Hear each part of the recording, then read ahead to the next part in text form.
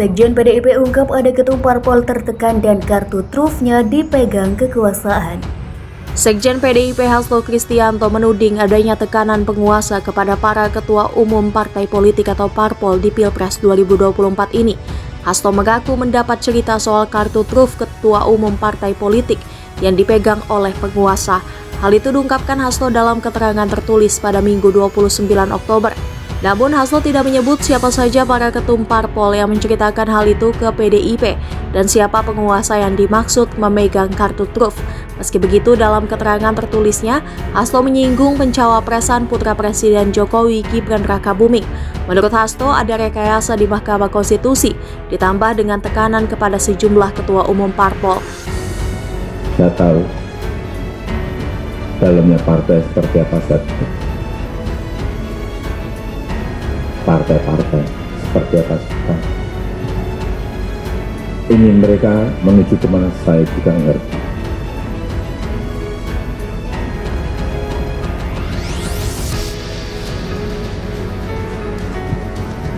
Informasi yang saya terima komplit.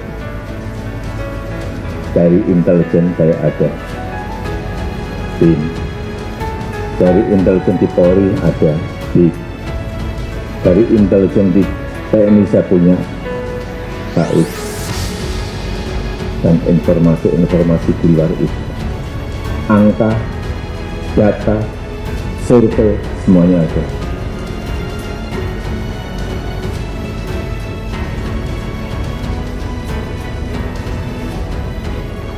Saya pegang semua, dan itu hanya miliknya Presiden.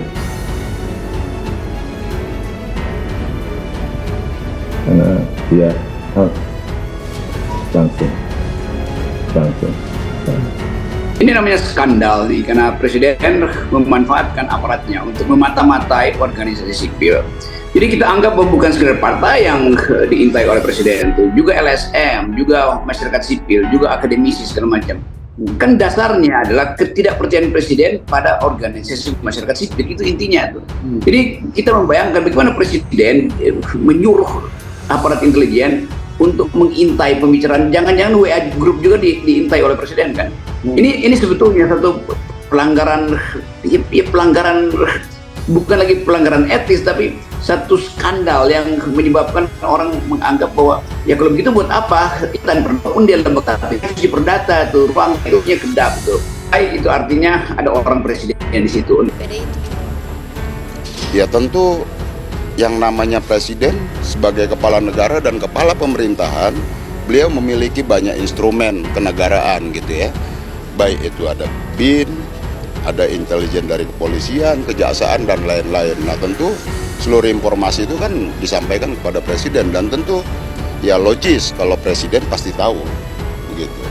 Dalam 2-3 hari ini saya melihat mungkin saya nggak tahu, tetapi terjadi perubahan strategi ya. Sepertinya serangannya mulai kemana-mana gitu. Mulai terjadi pembangkangan politik, 3 periode, kartu truf ya. Apa yang Mas Arya baca dari tujuan ini? Nah, serangan yang mulai kemana-mana ini justru saya kira itu tidak baik bagi PD Perjuangan ya. Karena tugas partai dan tugas pemenangan tim tentu saya kira ke depan akan berat ya. Jadi yang kita sebut sebagai ruang publik akhirnya dipantau dan diintai oleh Presiden. Itu tidak sopan, bukan sekedar kacau atau berbahaya secara politik, tapi juga tidak sopan kan, mengintai kamar tidur partai itu. Jadi ini bahayanya seorang presiden yang bahkan dia pamerin pengetahuan dia. Nggak ada dalam tradisi politik kecuali negara-negara otoriter, fasisme atau komunisme Cina itu yang memantau dan memindai profil dari tokoh-tokoh politik publik kan. Itu intinya yang kemarin juga kita dikejutkan dengan berita bahwa Menteri Pertahanan Cina itu nggak tahu di mana sekarang, kena ditegur atau dapat sanksi dari Xi Jinping oleh Presiden Cina. Sekarang Presiden Indonesia memanfaatkan cara-cara Xi Jinping. Kan itu artinya Presiden mengikuti cara-cara Cina untuk memantau politik kan. Jadi kita adalah negara yang sebetulnya otoriter.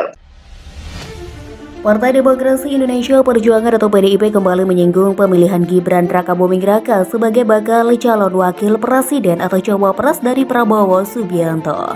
Pencalonan tersebut dianggap sebagai political disobedience terhadap konstitusi dan rakyat Indonesia. Saya sendiri menerima pengakuan dari beberapa ketua umum partai politik yang merasa kartu trufnya dipegang. Ada yang mengatakan lifetime saya hanya harian, lalu ada yang mengatakan kerasnya tekanan kekuasaan, ujar Hasto lewat keterangannya Ahad 29 Oktober.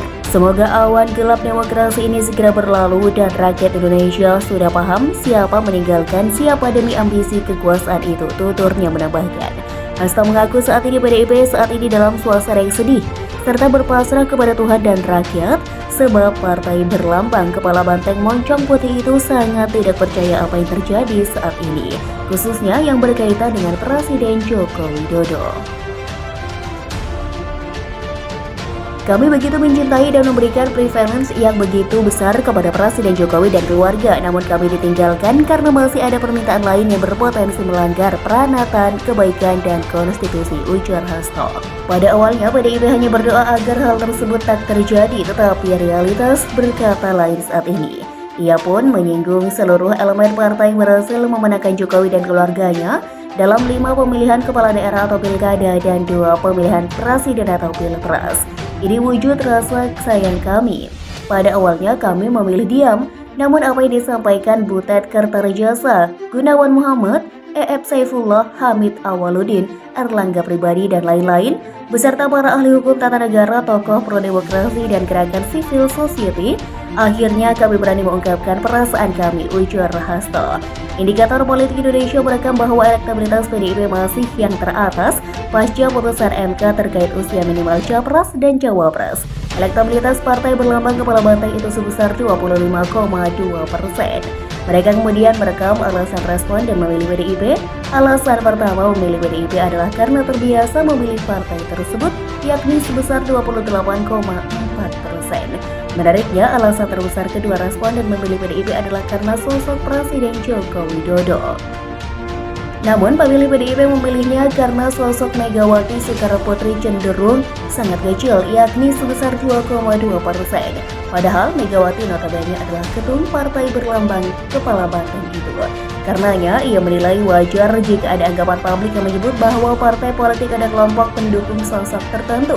Namun yang terjadi di PDIP justru menarik ketika Megawati justru kalah pamor dari Jokowi yang notabene adalah kader biasa di partai.